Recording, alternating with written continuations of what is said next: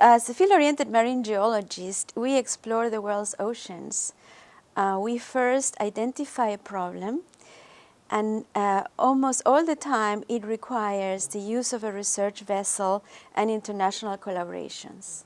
The scientific questions we are working right now are on Turkey, and they stem from two very large earthquakes that occurred in 1998.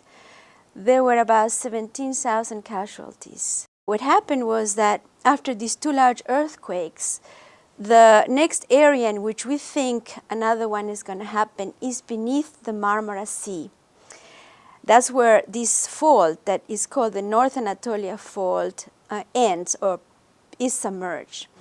And we don't know what it looks like beneath the Marmara Sea. So it requires the expertise of marine geologists and the use of research vessels to try to understand what's going to happen under the Marmara Sea.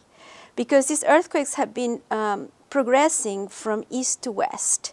And so there's almost a 60% probability that the next earthquake is going to occur near the heavily populated Istanbul.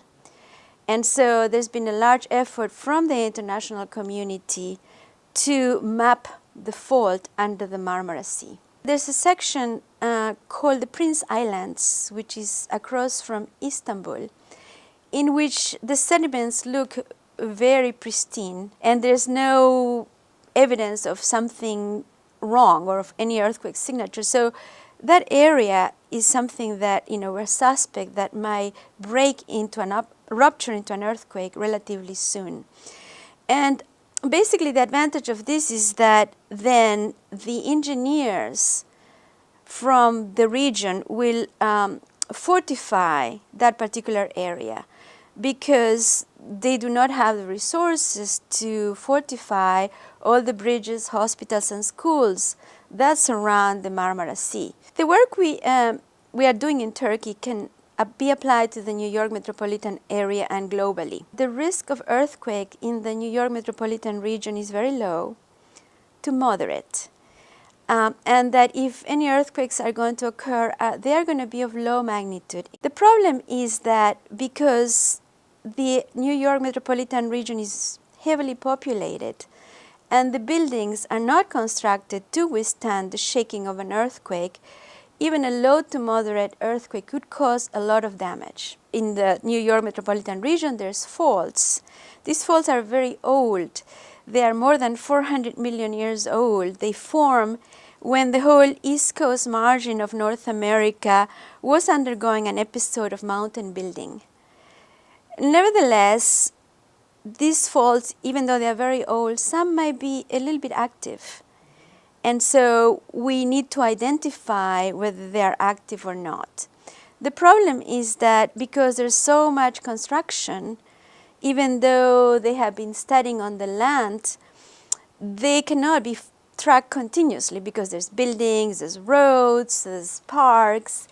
And so the only place in which we can get the pristine signature of those faults is on the waterways that surround the New York metropolitan region. And we use the same techniques that we use in Marmara Sea, the sonar, we use the sediment sampling.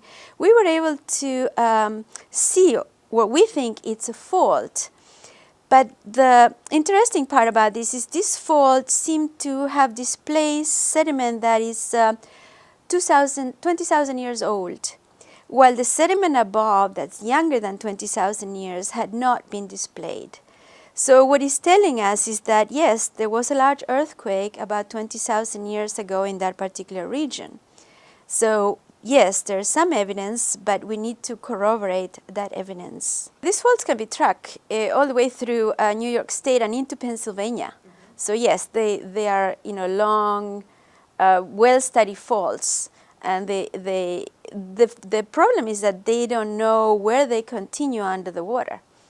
So the fact that we were able to find that makes many scientists very interested as to what is going on under Long Island Sound.